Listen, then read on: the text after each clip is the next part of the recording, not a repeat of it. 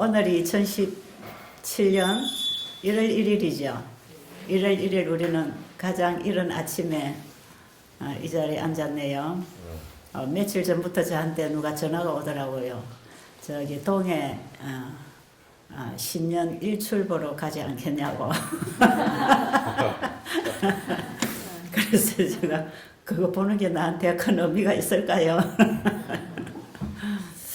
제가 가면 그걸 볼 수 있을까요?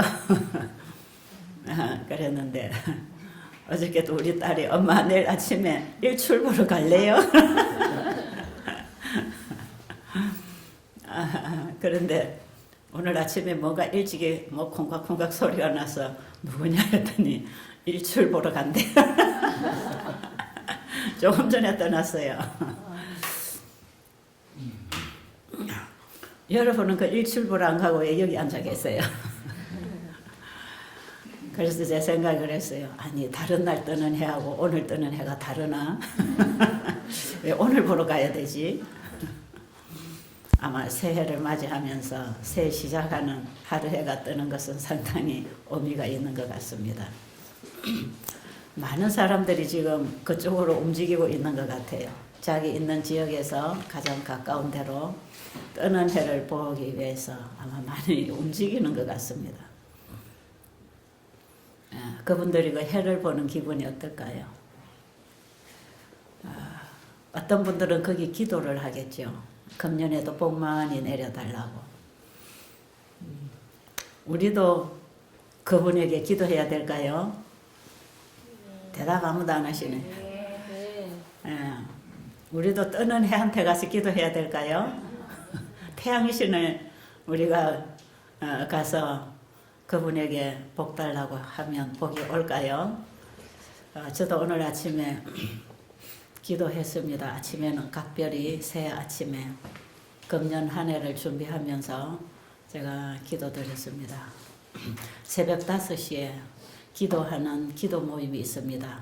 각 처에서 각 나라에서 있는 곳에서 기도하는 모임이 있어요. 불쏘시개 다락방 기도 모임.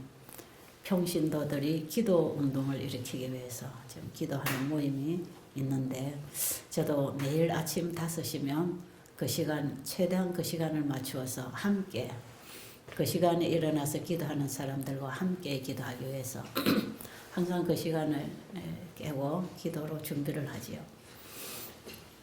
그런데 오늘 아침에는 특별한 기도를 또 좀 드리게 됐습니다.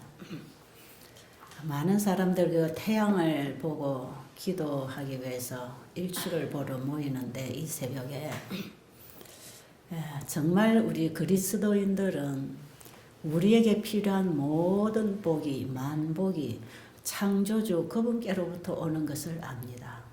우리는 그분에게 복을 구해야 되지 않습니까?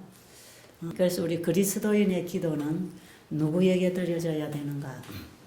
새해 아침에 이른 아침에 우리의 마음에 떠올라 주실 의의 태양이신 예수 그리스도가 우리의 마음에 비춰지도록 그분을 보기 위한 기도를 해야 된다고 생각합니다. 저는 아침에 그런 기도를 좀 했습니다. 이 새 아침에 제 마음에 의의 태양이신 예수 그리스도로부터 오는 그 빛, 그 빛을 보기를 원합니다. 저는 금년 한 해 내내 그 빛 가운데 살기를 원합니다. 저는 한 해 내내 그 빛을 받아서 전달하는 주님의 통로가 되기를 원합니다. 그런 기도를 제가 드리면서 제가 뭘 할 수 있을까 생각을 해보니까 제가 할 수 있는 게 아무것도 없더라고요. 주님, 제가 뭘 할 수 있겠습니까? 그저 숨만 쉬고 밥만 먹고 있는 아무것도 할 수 없는 이 딸을 주님이 가져가 주시고 주님이 관리해 주시고 주님이 일을 시켜 주세요. 그러면 제가 할 수 있는 선에서 충성을 다하겠습니다. 아마 이런 기도는 제 날마다의 제 마음의 기도이지만 오늘 아침에 저는 새롭게 그런 기도를 좀 하게 됐고요. 내 자신을 주님께 온전히 드리고 내 마음이 주님의 마음과 만나지고 내 뜻이 주님의 뜻과 하나가 되고 내 정신이 주님의 정신과 일치되고 내 생각이 그분에게 온전히 사로잡히게 되어서 그분과 동행하는 삶. 그래서 주님의 생각으로 내 생각이 온전히 사로잡혀서 주님과 동행하는 하루가 한 해가 되기를 원합니다. 그런 기도를 전 진지하게 하게 됐어요. 정말 그렇게 되고 싶어요. 그렇게 사는 것이 나의 남은 여생의 가장 아름다운 삶이 될 것이고 또 이렇게 살면서 이루어지는 일이야말로 그것이 나의 일이 아니고 하늘의 뜻이 주님의 뜻이 나를 통해서 이루어지도록 하는 주님의 충성된 종으로 사는 것이 아닌가 하는 그런 생각을 해봅니다.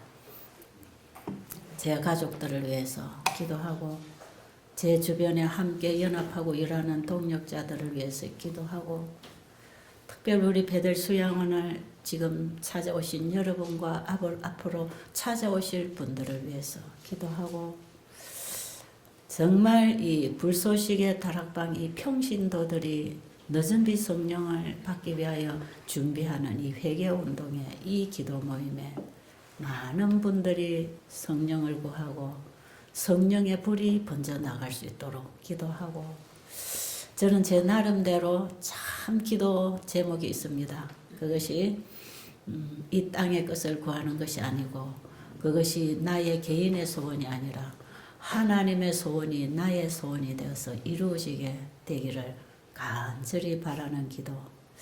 제가 오늘 아침에 새로운 마음으로 또다시 기도를 하게 되는데요. 새해 복 많이 받으세요. 이런 인사 많이 하잖아요. 저도 그런 전화 지금 많이 받고 있습니다. 새해 복 많이 받으세요. 오래오래 사세요. 건강하세요. 다른 사람들을 살리는 복음 여전히 많이 열심히 전해주세요. 뭐 이런 격려의 전화, 축복을 비는 이런 전화. 제가 요즘에 며칠 전부터 그런 전화를 많이 받고 있는 것 같아요. 제가 그런 전화를 받으면서 저도 함께 그런 인사를 하고 있지만 정말 과연 복이라고 하는 것을 사람들이 알고 있는가. 우리 인간들이 주로 미신에게 복 달라고 비는 우리 한국의 정서는 복 받는 정서입니다. 복 달라고 비는 정서. 그래서 새해 복 많이 받으세요 하는 것은 우리 한국 사람들이 인사하는 새해 인사법인 것 같아요.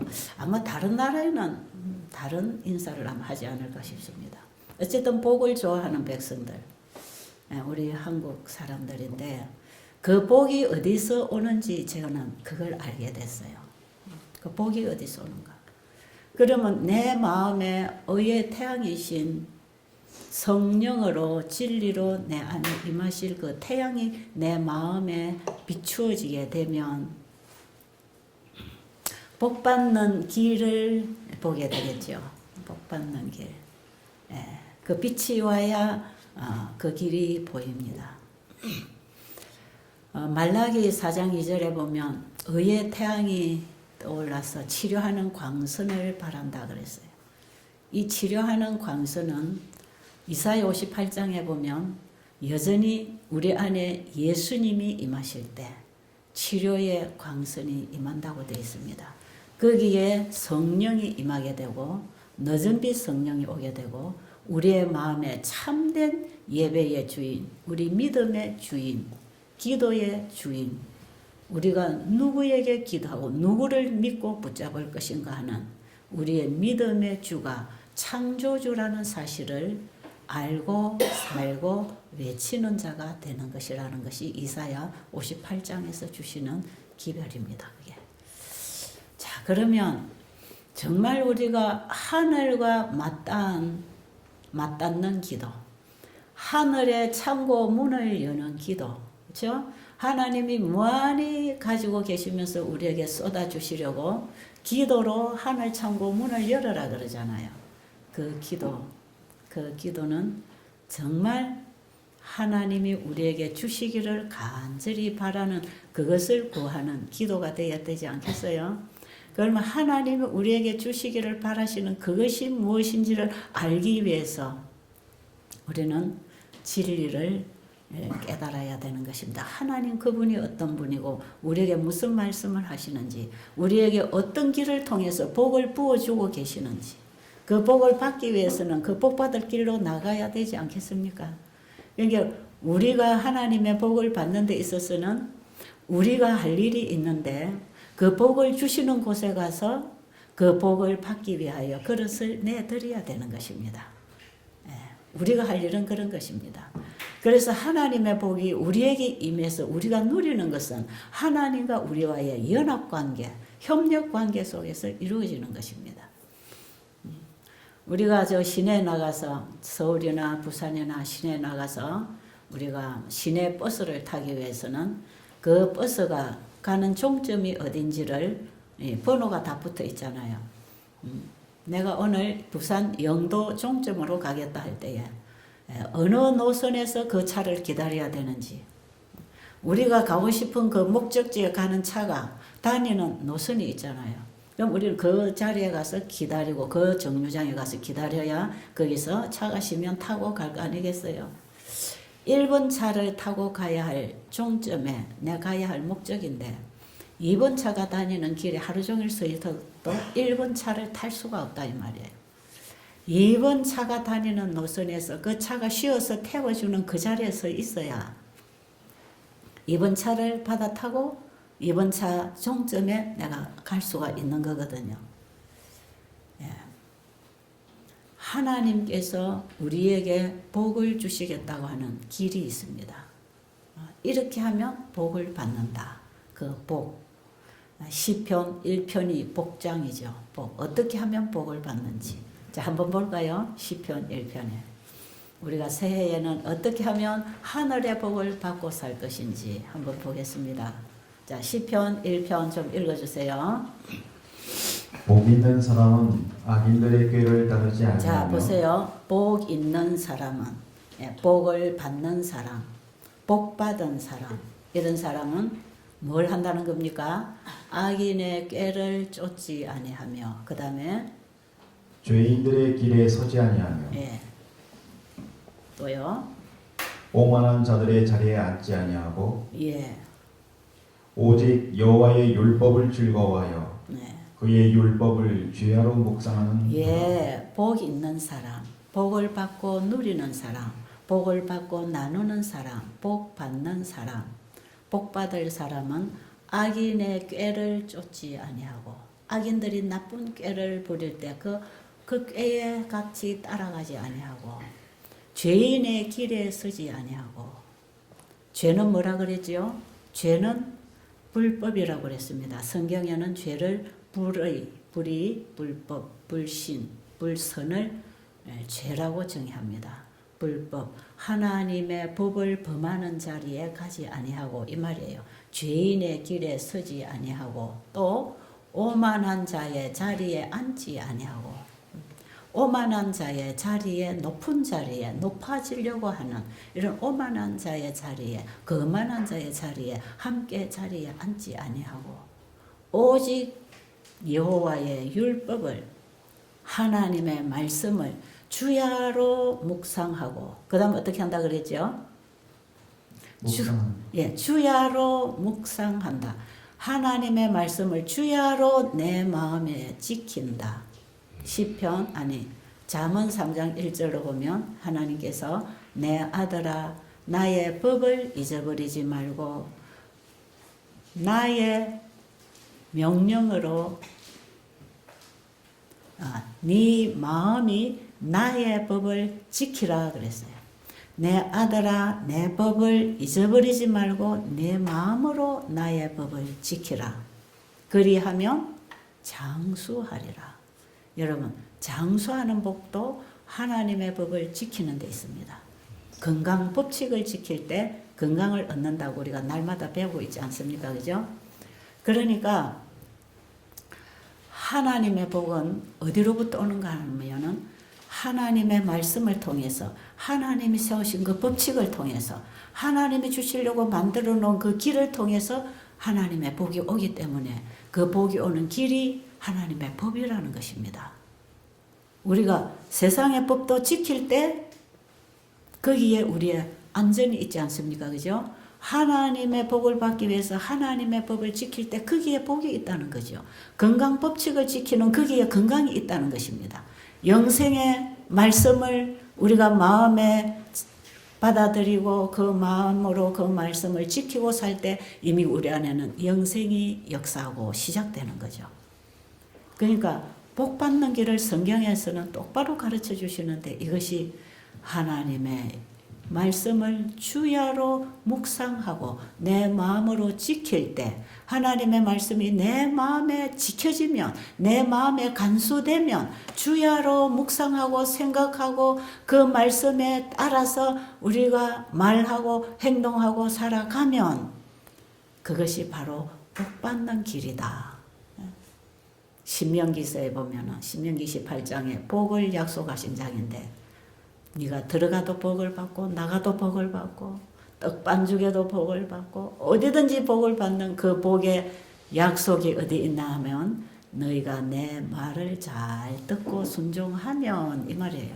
내 계명을 지키면 네가 어디를 가나 복된 자리에 앉는 것이고 복을 받을 것이다. 성경에는 한결같이 그 복을 그렇게 얘기하고 있습니다. 자, 그 다음에 한번 읽어보세요. 그는 시냇가에 심은 나무가 예. 철을 따라 열매를 맺으며 그 잎사귀가 마르지 아니함 같으니 예. 그가 하는 모든 일이 다 형통하리로다. 예, 만사 형통하기를 원합니다. 새해 인사 많이 하지요. 새해에도 만사 형통하기를 원합니다. 그러잖아요.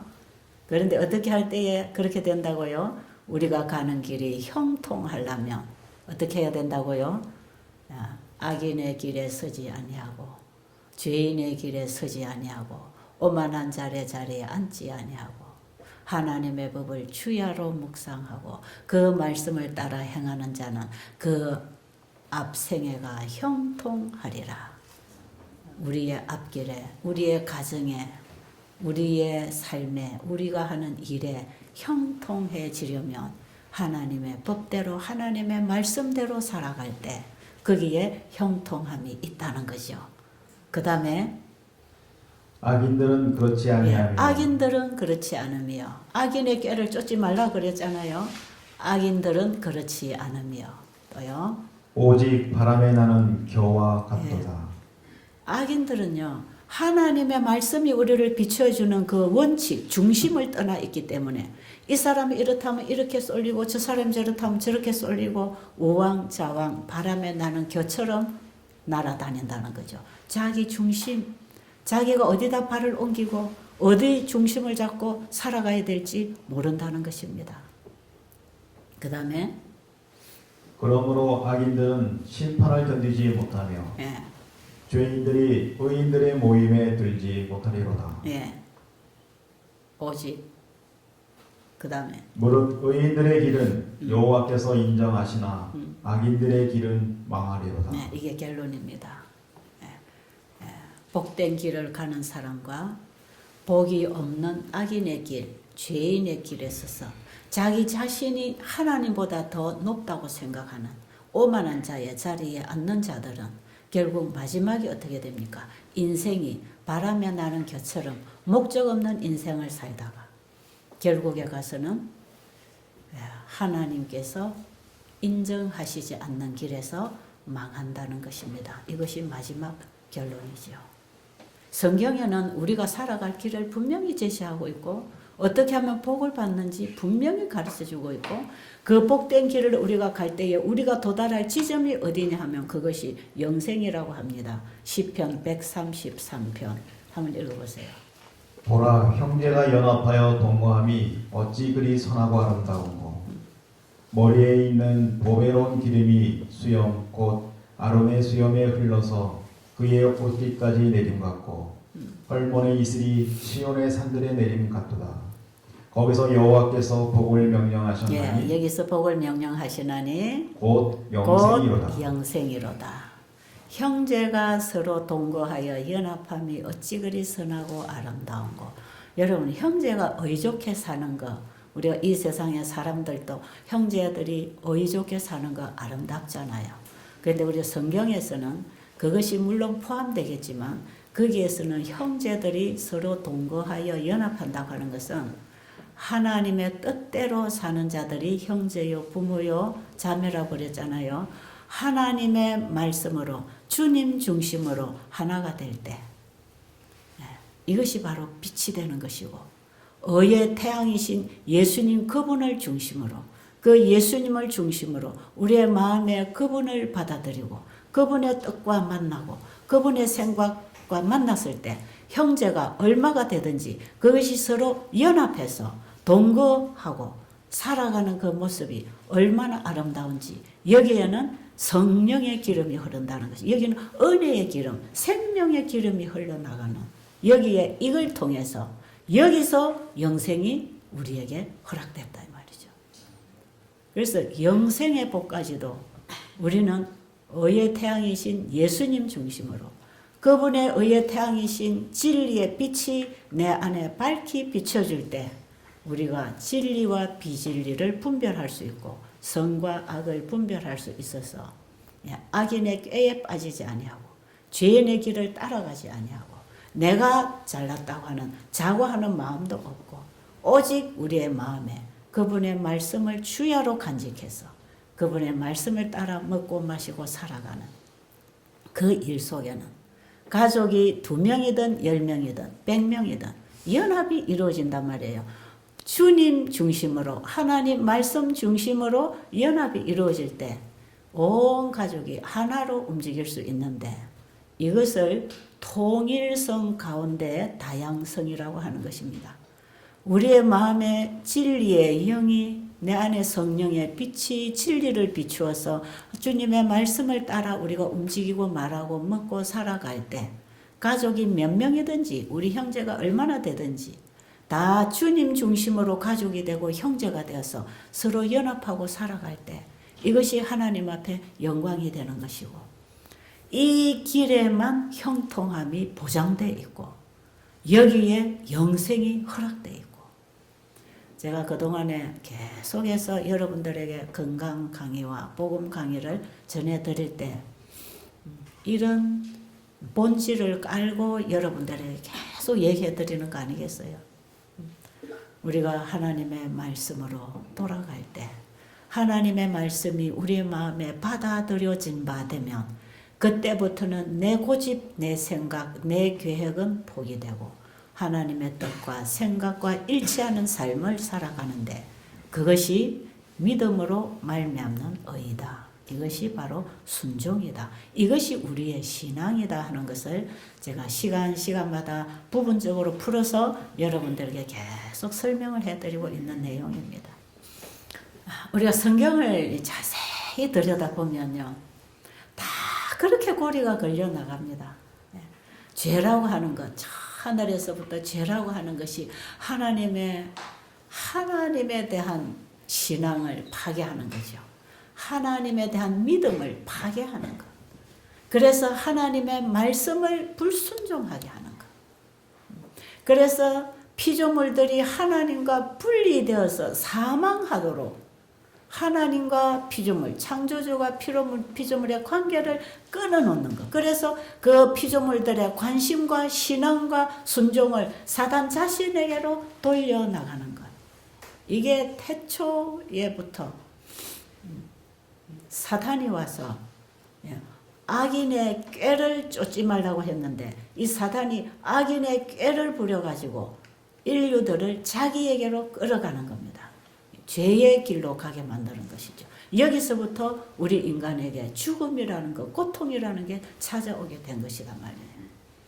그런데 우리가 다시 복음을 전한다. 이건 뭔가 하나님이 어떤 분이며 그분이 얼마나 우리에게 다정다감하고 따뜻하고 좋은 분인지, 우리의 구원과 필요를 위해서 아낌없이 다 주시되 자기 아들까지도 다 주시는 그 하나님을 우리가 배우고 있는 것은 다시 그 하나님에 대한 믿음, 그분을 믿고 따를 수 있는 우리의 신앙을 하도록 도와드리는 것이다 이 말이에요. 이게 이 땅에 복음을 전하는 일이다 이 말이죠.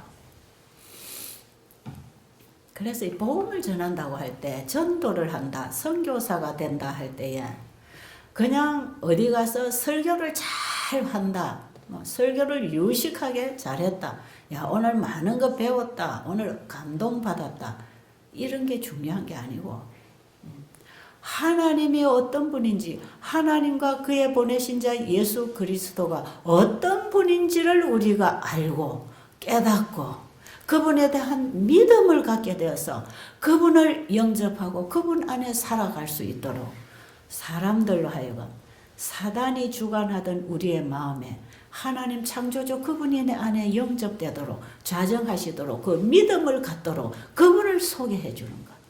그래서 예수 그리스도가 우리에게 얼마나 소중한 분이고 필요한 분인지를 사람들에게 얘기해 주는 것. 그래서 사람들이 당신이 믿는 하나님 참 좋은 분이네. 나도 그분을 좀 알고 싶어. 나도 좀 그렇게 살고 싶어. 나도 다시 좀 시작하고 싶어. 성경 공부하고 싶어. 예수님 알고 싶어. 이런 마음이 생기도록. 오늘날 많은 기독교인들이 자꾸 소가 있다고 제가 그런 얘기 많이 하지요. 제가 이제 나가서 이런 집회를 합니다. 뭐 건강 세미나를 하든 복음 강의를 하든 어떤 기도회 모임을 하든 우리가 주로 집회 마치고 나면 설교하신 분에게 은혜 받았습니다 이런 얘기 많이 하잖아요. 감동 받았습니다. 또 어떤 사람은 설교 시간에 눈물을 흘리는 사람들도 있어요.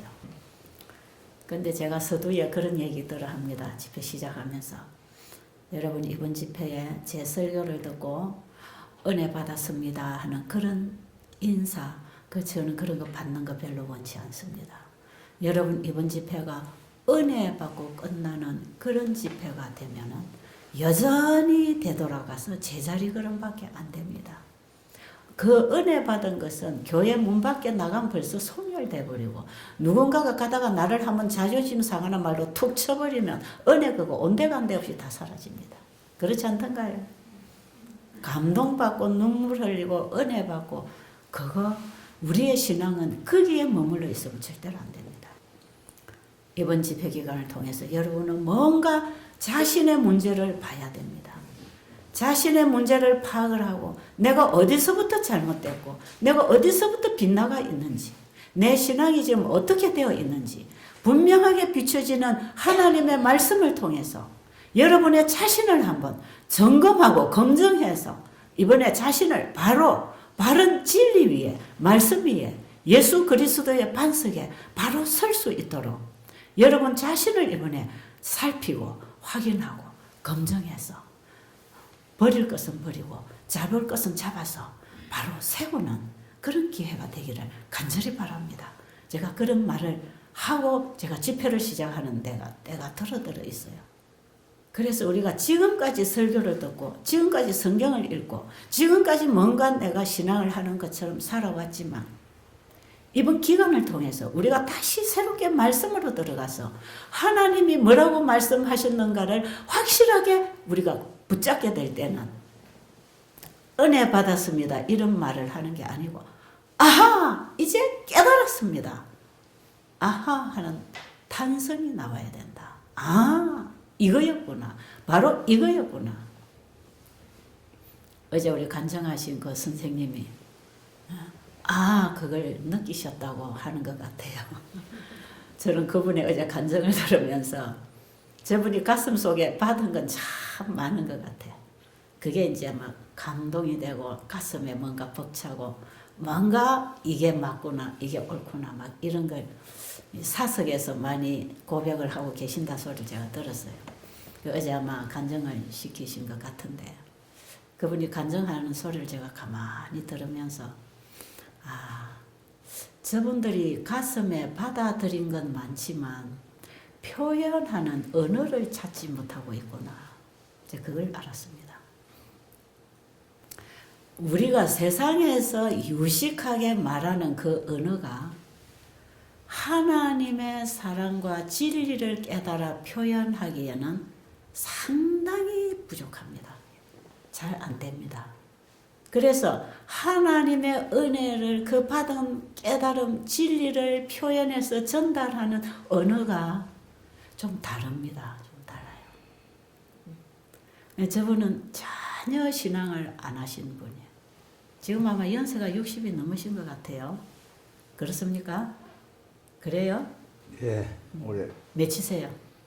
75세를 탔습니다. 아, 65세예요.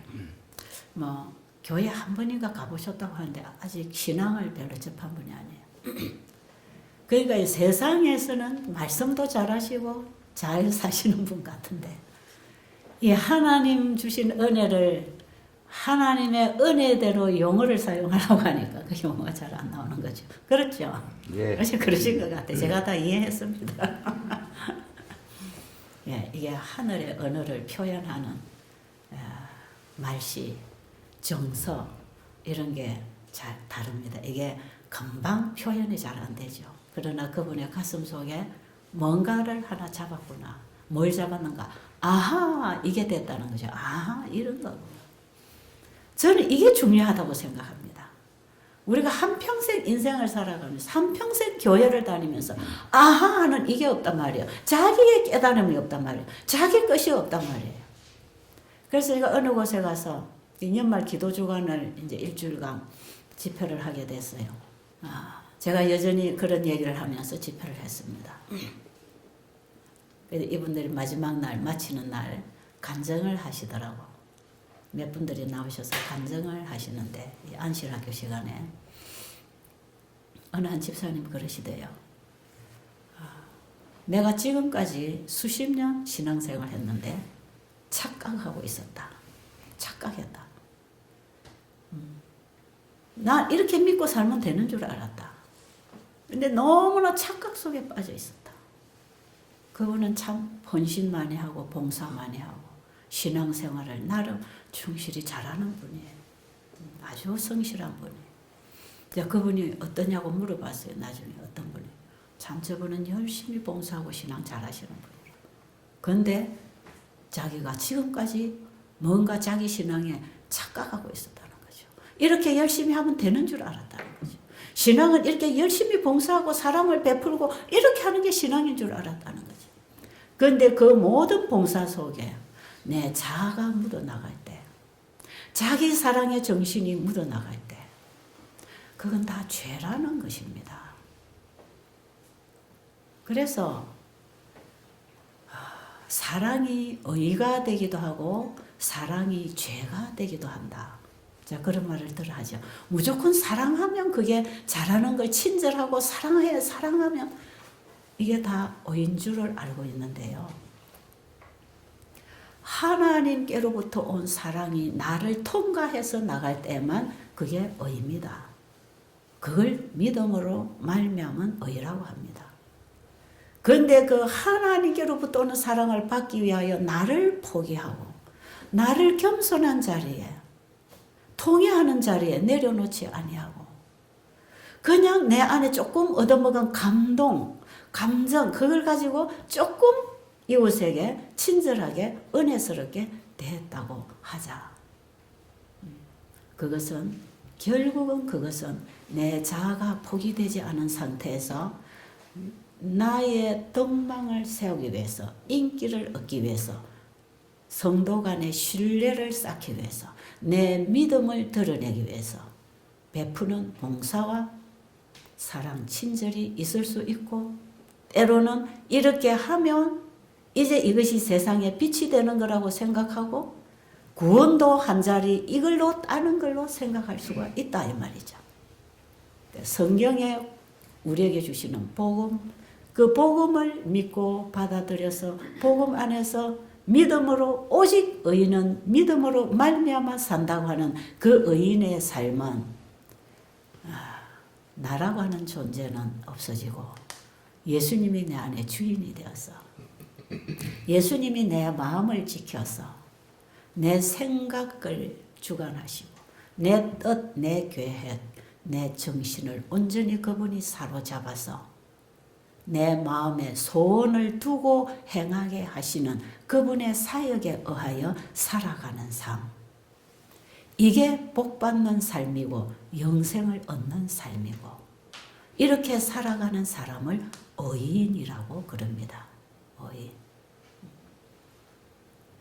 그래서 성경에서 의인이라고 칭해 주시는 그 의인은 하나님 자신에게 있는 의를 우리에게 주셔서 그분의 것을 나타낼 때 그거 내 거다 하고 인쳐주는 의입니다. 그 칭의해주는 의입니다. 그게. 여러분 한평생 여러분이 신앙을 하고 살았다면 지금 이런 부분에 와서 우리가 다시 한번 짚어볼 필요가 있지 않을까요? 그래서 그 한 집사님이 내가 지금까지 착각했다. 내 신앙, 난 지금까지 착각 속에 빠져서 신앙을 했다고 하는 그 고백이야말로 얼마나 진실되고 정직하고 겸손한 고백인지 모르겠더라고요. 저는 그분 한 분의 간증으로 제가 만족했습니다. 이 집회 일주일 동안 내가 여기 와서 집회하고 저 한 영혼이 저거 하나 깨달은 저것만 해도 나는 가치가 있다고 생각하는 거죠. 예, 근데 몇몇 분들이 그런 감동에 그런 고백에 간증을 해주시는 걸 제가 들으면서 참 감사했습니다. 여기 오신 분들이 그냥 감동받고 은혜받고 좋아하는 것, 그 이상 정말 여러분의 삶의 원칙에 근본적인 깨달음과 변화가 있게 되기를 간절히 바랍니다. 이것을 깨닫기 위하여 우리의 마음에 의의 태양이신 진리의 태양이신 그분이 내 마음에 성령으로 진리의 영으로 오늘 해가 떠야 됩니다. 우리의 가슴 속에 의의 태양이신 그분의 태양이 그분의 의가 내 가슴에 비춰지는 그 일출을 우리가 지금 봐야 된다 이 말이에요. 여러분 우리의 가슴 속에 주님의 빛이 임하시기를 원하십니까? 그분을 만나기 위해서 오늘 아침 이런 시간에 여러분이 이 자리에 앉았다면 여러분의 가슴 속에 그 주님의 빛이 임해서 진리를 더 밝히 보고 죄와 의를 분별할 수 있는 분명한 빛을 받아서 우리의 생각에 우리의 삶에 근본적인 변화가 일어나야 되는 것입니다. 여기에 영생이 보장되어 있다는 것입니다. 여기에 바로 영생이 함께 왔다는 것. 이게 바로 의요. 이것이 사랑이라는 것입니다. 오늘 2017년 새 아침에 오늘 여러분에 드린 이 말씀을 꼭 되씹고 씹어 먹어서 여러분이 개인적으로 더 깊이 말씀 연구에 들어가서 오늘 제가 부족하게 드린 이 말씀이지만 여러분이 성령의 감동을 통해서 더 깊이 밝은 빛으로 깨닫게 되어서 여러분 영생을 복으로 누릴 수 있는 자리에 있게 되기를 간절히 바랍니다.